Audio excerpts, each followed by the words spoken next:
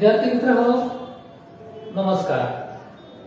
प्राचीन भारताच्या इतिहासामधील एका अतिशय महत्त्वाच्या घटकावर आज आपण माहिती पाहणार आहोत, ज्या घटकाचं नाव आहे मौर्य साम्राज्यानंतरची राज्य.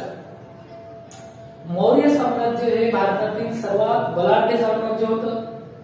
या मौर्य साम्राज्याच्या शेवटचा जो राजा होता, त्या शेवटच्या राजाच्या सेनापतीने ते मौर्य साम्राज्य उलटून टाकलं. त्या मौर्य सम्राटाचा वध खून केला, त्याची हत्या केली आणि ते राज्य बळकावून घेतलं. अशा प्रकारे इतिहासामधलं एक प्रबळ मौर्य साम्राज्य अस्त पावल्यानंतर किंवा इतिहासामधलं मौर्य साम्राज्य नष्ट झाल्यानंतर त्याच्या पुढे कोणकोणती राज्य उदयाला आली, या अनुषंगाने आपल्याला या प्रकरणाची माहिती पाहायची आहे. सर्वप्रथम मी सर्व विद्यार्थ्यांचे या ठिकाणी मनपूर्वक स्वागत करतो. विद्यार्थी मित्रांनो, या प्रकरणातील महत्त्वाची जी काही माहिती आहे त्यामध्ये शुंग राजघराणे नंतरच्या काळामध्ये आलं. शुंग राजघराण्याच्या नंतर काही इंडो ग्रीक राज्य होती. इंडो ग्रीक राज्याच्या नंतर कुशाण राज्याची आक्रमण झाली. कुशाण लोकांनी भारतावर आक्रमण केली. त्यानंतर गुप्त राजघराणं भारतामध्ये आलं. त्यानंतर वर्धन राजघराण्याची सत्ता सुद्धा काही कालावधीसाठी 200-300 वर्षापर्यंत होती. आणि इकडे ईशान्य भारतात सुद्धा वेगवेगळ्या लोकांच्या सत्ता होत्या. तर या अनुषंगाने जर आपण पाहिलं तर हा जो काही नकाशा आहे, हा नकाशा आहे मौर्यकालीन भारताचा. मौर्यकालीन भारतामध्ये बघा, अगदी या हिंदुकुश पर्वतापासून तर अगदी इकडे ताम्रलिप्ती बंदरापर्यंत म्हणजे बंगालपर्यंत, आणि इकडे या नेपाळ पासून तर इकडे खाली ब्रह्मगिरी सुवर्णगिरी म्हणजे कर्नाटक आंध्रापर्यंत, या संपूर्ण प्रदेशावर मौर्य सम्राटांचं राज्य होतं. किंवा हा जो काही प्रदेश आहे हा अगदी त्या अफगाणिस्तानातील काबूल, कंदाहार आणि हेरात पर्यंतचा प्रदेश आहे. आणि या एवढ्या मोठ्या प्रदेशावर मौर्य साम्राज्य पसरलेलं होतं. परंतु मौर्य साम्राज्याच्या नंतरचा शेवटचा जो काही मौर्य सम्राट आहे बृहद्रथ, या बृहद्रथाचा जो काही सेनापती होता त्याचं नाव होतं पुष्यमित्र शुंग. या पुष्यमित्र शुंगने काय केलं, राजाच्या विरुद्ध बंड केले, सम्राटाच्या विरुद्ध बंड केले. आणि सम्राटाच्या विरुद्ध बंड करून काय केलं, या पुष्यमित्र शुंगाने जो काही मौर्य साम्राज्याचा शेवटचा जो काही सम्राट होता, सम्राट बृहद्रथ, या सम्राट बृहद्रथचा खून केला, त्याची हत्या केली. आणि अशा प्रकारे मौर्य साम्राज्य हे सम्राटाकडून एका सेनापतीकडे आले. तो सेनापती होता पुष्यमित्र शुंग. अशा प्रकारे शुंग राजघराण्याची सत्ता त्या मगधच्या गादीवर निर्माण झाली. म्हणजे सम्राट अशोकाच्या नंतर मौर्य सत्तेचे सामर्थ्य कमी झालं आणि शेवटचा जो काही मौर्य सम्राट होता बृहद्रथ, याची हत्या सेनापती पुष्यमित्र शुंगाने केली, त्याच्या विरुद्ध बंड केलं. आणि अशा प्रकारे हत्या करून शुंग घराण्याची सत्ता ही मगधच्या गादीवर निर्माण झाली. विद्यार्थी मित्रांनो, अजून काही इंडो ग्रीक राज्याचंही राज्य होतं या ठिकाणी. बघा, हा जो काही भारताचा वायव्येकडचा प्रदेश आहे, तुम्हाला एका नकाशामध्ये दाखवतो भारताच्या वायव्येकडचा प्रदेश. आता हा जो काही भारताचा नकाशा आहे, या भारताच्या नकाशामध्ये बघा, इकडे बघा साधारणतः या ठिकाणापासून म्हणजे इकडे हा जो काही भाग आहे हा बंगालचा भाग आहे. या बंगालच्या भागात बघा हा कर्नाटकाचा भाग आहे. या कर्नाटकाच्या भागापर्यंत हा पूर्ण हा आंध्र प्रदेश, हा इकडचा ओडिशा, ज्याच्यावर कलिंगवर सम्राट अशोकाने आक्रमण केलं होतं, ओडिशा, हा पश्चिम बंगाल, आणि हा इकडे नेपाळ, आणि हा पूर्णपणे हा जम्मू काश्मीर, हिमालय, आणि हे अफगाणिस्तान, हा पूर्ण पाकिस्तान, इकडे हे राजस्थान, हे गुजरात, हा महाराष्ट्र, आणि हे कर्नाटक, अशा एवढ्या मोठ्या प्रदेशावर हे मौर्य साम्राज्य पसरलेलं होतं. आता इंडो ग्रीक राज्य जे आहेत, हे इंडो ग्रीक राज्य म्हणजे या भारताच्या वायव्येकडच्या भागामध्ये, म्हणजे हा जो भारताचा वायव्य भाग आहे, ज्या ठिकाणी अफगाणिस्तान आणि पाकिस्तान आहे, इकडे ताजिकिस्तान आहे, या अफगाणिस्तान आणि पाकिस्तानच्या या सीमेवर या ठिकाणी ग्रीक राजांची आक्रमण झाली. आणि ग्रीक राजांचे आक्रमण होऊन त्यांनी भारताच्या वायव्य प्रांतामध्ये आपले लहान लहान राज्य निर्माण केले होते. त्या राज्यांना इंडो ग्रीक राज्य असं म्हणतात. हे जे काही इंडो ग्रीक राज्य आहे ते या ठिकाणी होती भारताच्या वायव्य भागामध्ये. म्हणजे या ठिकाणी या इलाक्यात तुम्हाला दिसेल हा भारताचा नकाशा आहे आणि या भारताच्या वायव्य भागामध्ये म्हणजे ज्या ठिकाणी हिंदुकुश पर्वत आहे, ज्या ठिकाणी तक्षशिला होतं आणि याच ठिकाणावर हे इंडो ग्रीक राज्य निर्माण झाली होती.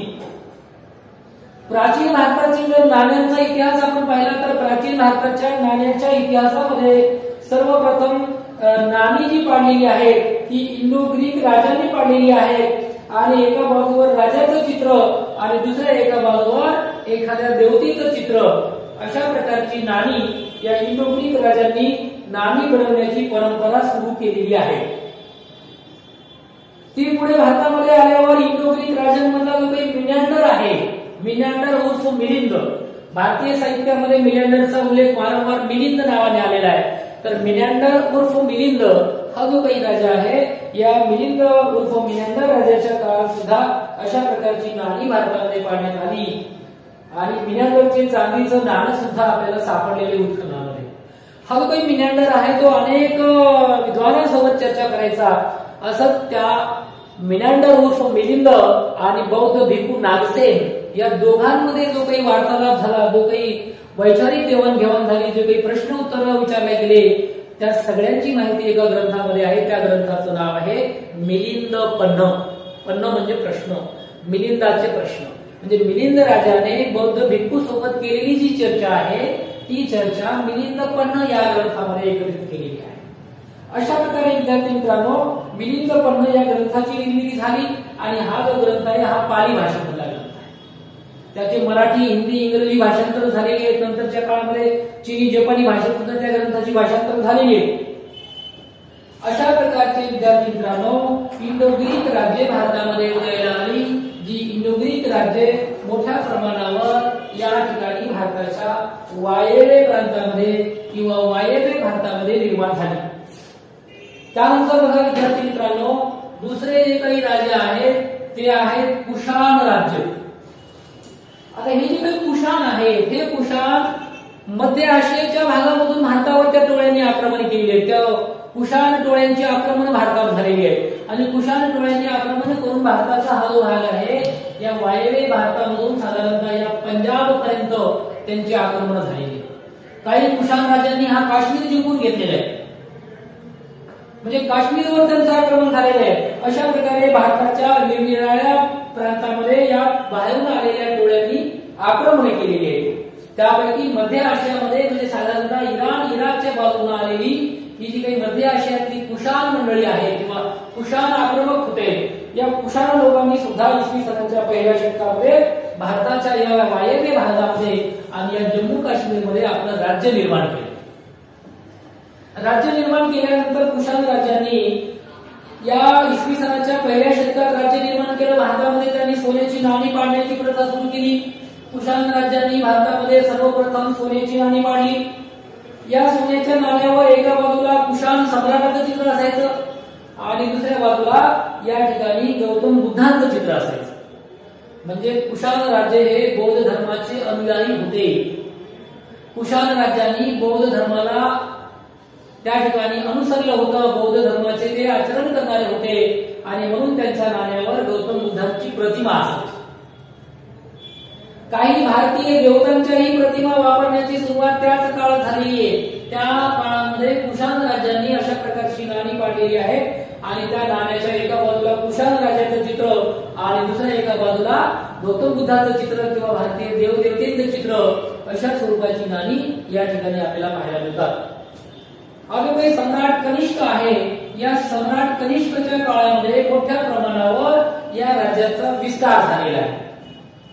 कनिष्क राजाची सोन्याची आणि तांब्याची नाणी सापडलेली आहे आणि ती नाणी वेगवेगळ्या प्रदेशांमध्ये सापडलेली आहे. म्हणजे त्या सम्राट कनिष्क राजाचं राज्य प्रचंड मोठं विस्तारलेलं होतं असं आपल्याला म्हणता येईल. सम्राट कनिष्क राजाच्या काळामध्ये एक महत्वाची गोष्ट घडली ती म्हणजे बौद्ध धर्माची चौथी धर्म परिषद काश्मीरमध्ये बोलवण्यात आली आणि बौद्ध धर्माची ही जी काही चौथी धर्म परिषद आहे ती काश्मीर राज्यामध्ये या सम्राट कनिष्क राजाच्या कारकिर्दीमध्ये बोलण्यात आलं. या कारकिर्दीमध्ये ही जी काही धम्म परिषद आहे, ही धम्म परिषद काश्मीरला बोलवली, सम्राट कनिष्काने बोलवली आणि विद्यार्थी मित्र हो, त्या कनिष्क राजाने अजून एक महत्त्वाचं काम केलं, ते म्हणजे त्यांनी कनिष्कपूर नावाचं एक नवीन शहर वसवलं काश्मीरवर. म्हणजे काश्मीरमध्ये चौथी धम्म परिषद बोलवली, काश्मीरमध्ये त्यानं कनिष्कपूर नावाचं एक नवीन शहर वसवलं आणि याच्या कारकिर्दीमध्ये एक प्रचंड मोठा प्रतिभावान कवी होऊन गेला, ज्याचं नाव आहे अश्वघोष. कारण या अश्वघोषाने जे काही काव्य निर्माण केलं ते काव्य वैश्विक काव्य मानलं जातं, ते काव्य जगप्रसिद्ध काव्य मानलं जातं. त्यामध्ये बुद्धचरित आणि वज्रसूची हे जगप्रसिद्ध काव्य लिहिणारा जो काही कवी होता, हा कवी सुद्धा सम्राट कनिष्क राजाच्या कारकिर्दीमध्ये होता. म्हणजे विद्यार्थी मित्रांनो, या कुशाण राजांपैकी सम्राट कनिष्क राजा हा अतिशय प्रतिभावंत होता, हा अतिशय विद्वानांचा गुणग्राहक करणारा होता आणि अशा प्रकारे याच्या काळामध्ये अनेक कलांना राजाश्रय मिळाल्याची उदाहरणं आपल्याला पाहायला मिळतील. अशा प्रकारे विद्यार्थी मित्रांनो, कुशाण राजांनी राज्य केलं, सम्राट कनिष्क राजांनी राज्य केलं. सम्राट कनिष्कची नाणी अनेक प्रांतामध्ये सापडली. त्यानंतर जो काही राजघराणा आहे ते आहे गुप्त राजघराणे. आता गुप्त राजघराण्याची सत्ता जी आहे ही संस्थापक मानला जातो हा श्रीगुप्त.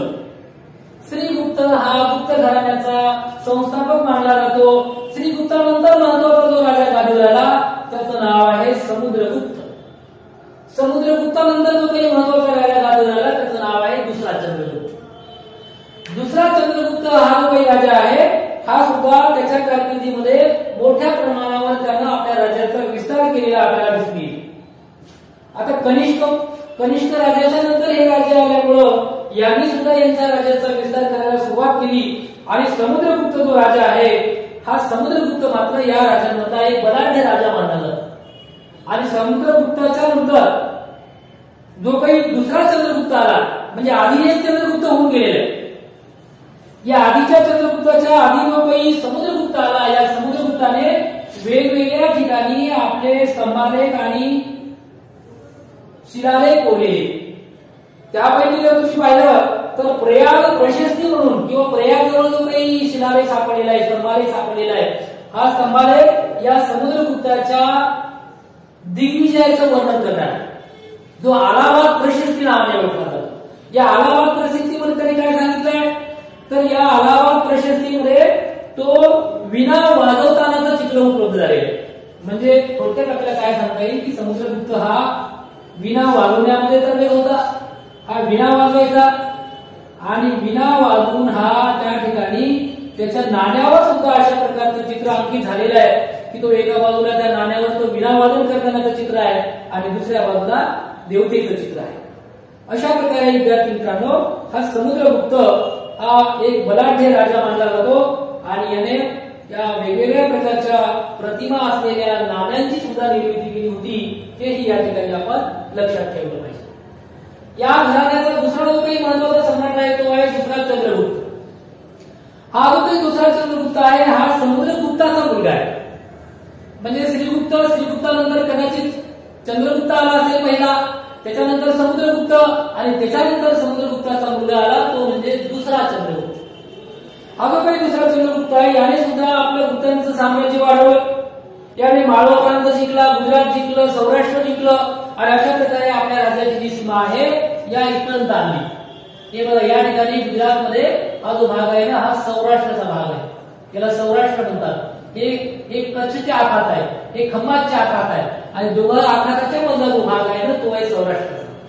म्हणजे सौराष्ट्र जिंकलं आणि अशा प्रकारे त्यांनी आपल्या राज्याचा विस्तार केला. आता सगळ्यात महत्वाची गोष्ट हे जे काही दक्षिणेकडचं जे राज्य होतं बघा या ठिकाणी, या महाराष्ट्रामध्ये जे काही वाकाटक राज्य होतं, या वाकाटक राज्यासोबत त्या सम्राट दुसऱ्या चंद्रगुप्ताने आपले संबंध जोडले. त्याने काय केलं, त्याची जी मुलगी होती दुसऱ्या चंद्रगुप्ताची प्रभावती नावाची, त्या प्रभावती नावाच्या मुलीचा विवाह त्याने या वाकाटक जो राजा होता या वाकाटक राजासोबत लावून गेला.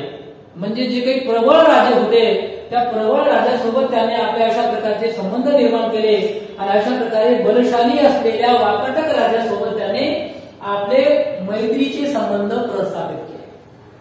दुसरी महत्वाची गोष्ट येत्या काळात ती बघा आपल्याला आजही पाहायला मिळते ते म्हणजे दिल्ली जवळ एक मोठा लोहस्तंभ आहे मेहरुली या ठिकाणी. दिल्ली जवळ मेहरुली या ठिकाणी असा एक उंच असा लोहस्तंभ आहे जो जवळपास 1500 वर्षापूर्वी या दुसऱ्या चंद्रगुप्ताने स्थापन केलेला. याचं वैशिष्ट्य असं आहे की या लोहस्तंभावर अजूनही गंध चढलेला नाही, म्हणजे तो अजूनही गंजलेला नाही. आपल्या घरी जर आपण कसल्याही प्रकारचं लोखंड वापरलं तरी 4-5 वर्षामध्ये 5-10 वर्षामध्ये त्या लोखंडाला गंध लागायला सुरुवात होते. परंतु 1500 वर्षे झाली तरी सुद्धा हा दिल्ली जवळचा मेहरुलीचा लोहस्तंभ अद्यापही गंजलेला नाही. म्हणजे थोडक्यात काय विद्यार्थी मित्रांनो, या ठिकाणी दुसऱ्या चंद्रगुप्ताने वापरलेलं जे काही तत्वज्ञान आहे किंवा तंत्रज्ञान किंवा जी काही त्यानं रासायनिक प्रक्रिया केलेली आहे ती रासायनिक प्रक्रिया करून त्यानं जे काही अशा प्रकारचे लोहस्तंभ उभारले ते लोहस्तंभ आजही आपल्याला त्याच अवस्थेमध्ये पाहायला मिळतात जे सुमारे 1500 वर्षापूर्वी होते. आणि या लोहस्तंभावर त्यानं चंद्र असा नावाचा उल्लेख आहे आणि म्हणून हे चंद्र नाव म्हणजे हा चंद्रगुप्त असावा असा उल्लेख त्या ठिकाणी असावा. म्हणजे चंद्र हा चंद्रगुप्त मौर्याच्या नावामधलं चंद्र आहे म्हणून त्या लोहस्तंभावरचं जे नाव चंद्र आलेलं आहे त्याच्यावरून हा दुसरा चंद्रगुप्त नावाचा मोठा प्रबळ असा गुप्त राजघराण्याचा राजा असावा, सम्राट असावा असं आपल्याला त्या ठिकाणी निष्कर्ष काढता येतो.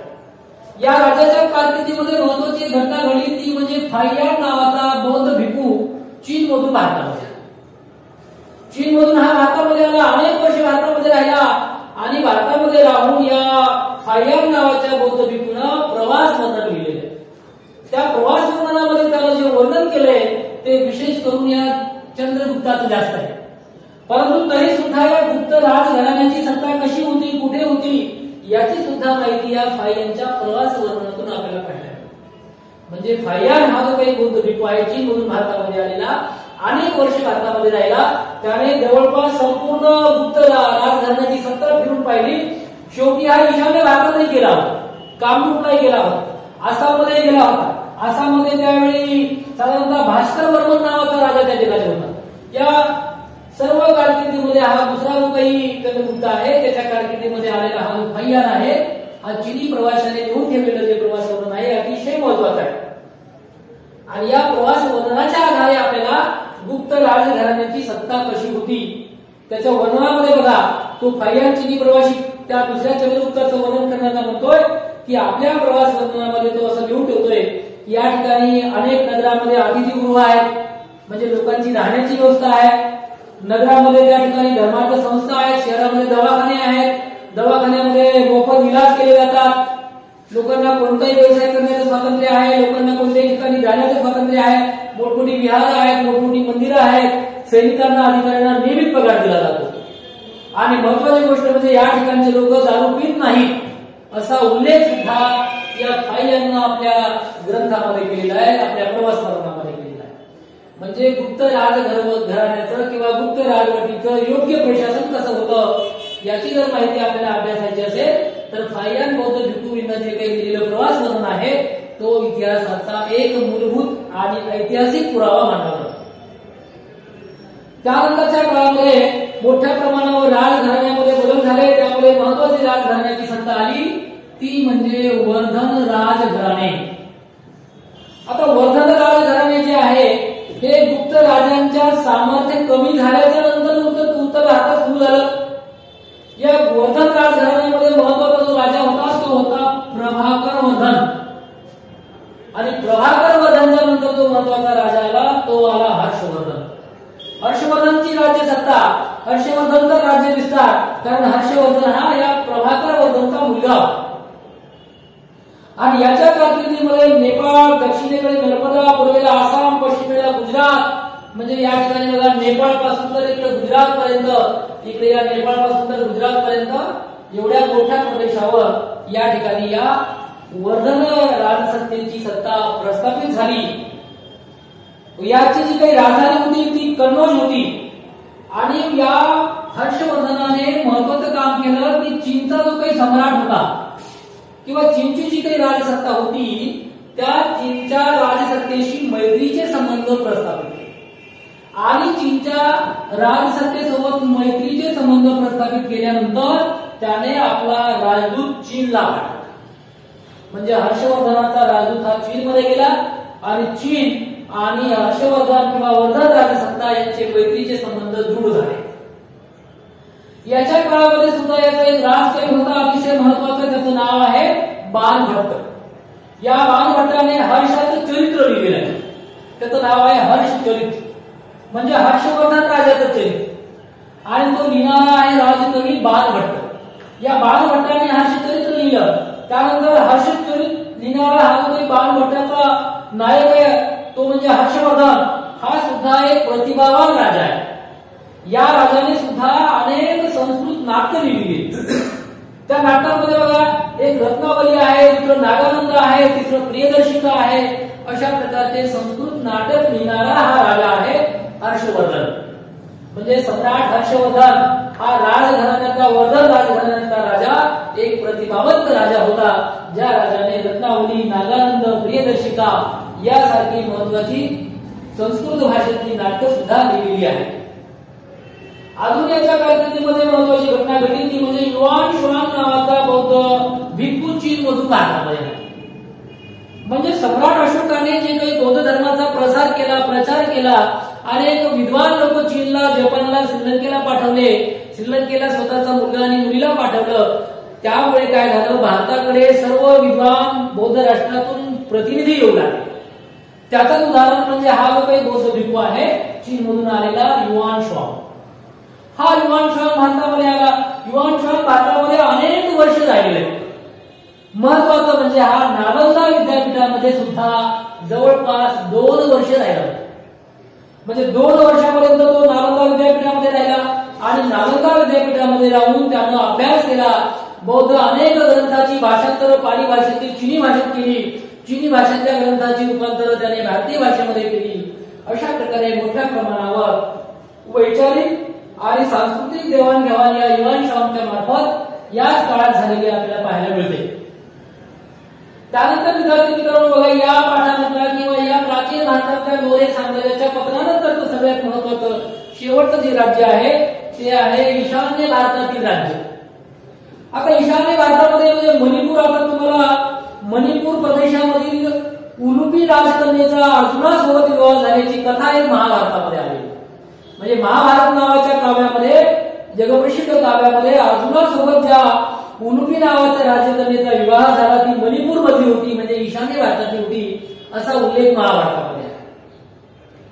आणि महाभारत काळामध्ये त्याला कामरूप असं नाव आहे. कामरूप म्हणजे आसाम. या आसाम प्रांताला या ठिकाणी पुष्यवर्मन नावाचा राजा होता आणि या पुष्यवर्मन नावाचं राज्य या ठिकाणी होतं. समुद्रगुप्ताचा जो काही अलाहाबादचा स्तंभालेख आहे त्या स्तंभालेख सुद्धा कामरूपच्या राजाचं वर्णन या ठिकाणी केलेलं आहे. रामायण आणि महाभारतामध्ये सुद्धा याचा उल्लेख प्राग ज्योतिष्य या नावाने झालेला आहे. आणि आसाम राज्यामधील जे गुवाहाटी शहर आहे ते कदाचित प्राग ज्योतिषपूर असावं, म्हणजे या कामरूपची राजधानी असावी असं मानलं जातं. Periplus of the Erythraean Sea या पुस्तकात त्याचा उल्लेख किरादिया म्हणजे किरात लोकांचा प्रदेश, किरादिया म्हणजे किरात लोकांचा प्रदेश अशा प्रकारचा उल्लेख त्याच्यामध्ये आलेला आहे. आणि कामरूप राज्याचा जर तुम्ही विस्तार पाहिला तर ब्रह्मपुत्रा नदीचं खोरं, त्यानंतर भूटान, बंगालचा काही भाग, बिहारचा काही भाग अशा मोठ्या प्रदेशावर कामरूप राज्य हे पसरलेलं होतं. आणि कामरूप मध्ये हा युआन शुआंग सुद्धा या ठिकाणी भेटीला आला. युआन शुआंग हा भास्कर वर्मन राज्याच्या कारकिर्दीमध्ये या ठिकाणी तो भेट देऊन गेला. अशा प्रकारे विद्यार्थी मित्रांनो, ईशान्य भारतामध्ये सुद्धा वेगवेगळ्या सत्ता होत्या आणि वेगवेगळ्या सत्तांची माहिती सुद्धा अनेक ग्रंथातून आपल्याला उपलब्ध झालेली आहे. अशा प्रकारे मौर्य साम्राज्याच्या पतनानंतर कोणकोणती राज्य आली, त्या राज्यांमध्ये कोणकोणते महत्वाचे राजे होऊन गेले, त्यामध्ये शुंग राजघराणे, त्यामधला सेनापती पुष्यमित्र शुंग, त्याच्यानंतर इंडो ग्रीक राज्य, त्याच्यामधला मिलिंडल आणि नागसेनाचा जो काही संवाद आहे तो मिलिंद पर्णामध्ये आपल्याला पाहायला मिळतो. त्यानंतर कुशाण राज्य, त्याच्यामध्ये सम्राट कनिष्क ज्याने बौद्ध धर्माची 4थी परिषद या ठिकाणी काश्मीरला बोलवली. अश्वघोष कवी जो काही बुद्ध चरित्र आणि वज्रसूचीचा कवी आहे, त्यानंतर गुप्त राजघराण्यामध्ये श्रीगुप्त, चंद्रगुप्त, समुद्रगुप्त आणि दुसरा चंद्रगुप्त, त्यानंतर याच्या काळामध्ये आलेला फाहियान, त्यानंतर वर्धन राजघराणे, प्रभाकर वर्धन, हर्षवर्धन, अशा प्रकारच्या शेवटचा जो काही राजघराण्यातला भाग आहे तो म्हणजे ईशान्य भारतातील राजसत्ता. अशा प्रकारच्या वेगवेगळ्या प्रकारच्या राजसत्ता मौर्य साम्राज्याच्या पतनानंतर आपल्या भारतामध्ये निर्माण झाल्या. अशा प्रकारे विद्यार्थी मित्रांनो, या पाठामध्ये आपण मौर्य साम्राज्यानंतरची कोणकोणती राज्ये इसवी सन 4थ्या ते 6व्या शतकामध्ये भारतामध्ये निर्माण झाली आणि त्याचे कोणकोणते महत्वाचे राज्य होते, त्यांनी कोणकोणत्या प्रकारचं महत्वाचं कार्य केलं, त्याची माहिती आपण या पाठामध्ये पाहिलेली आहे. आपण शेवटपर्यंत हा व्हिडिओ पाहिल्याबद्दल आपले मनपूर्वक धन्यवाद.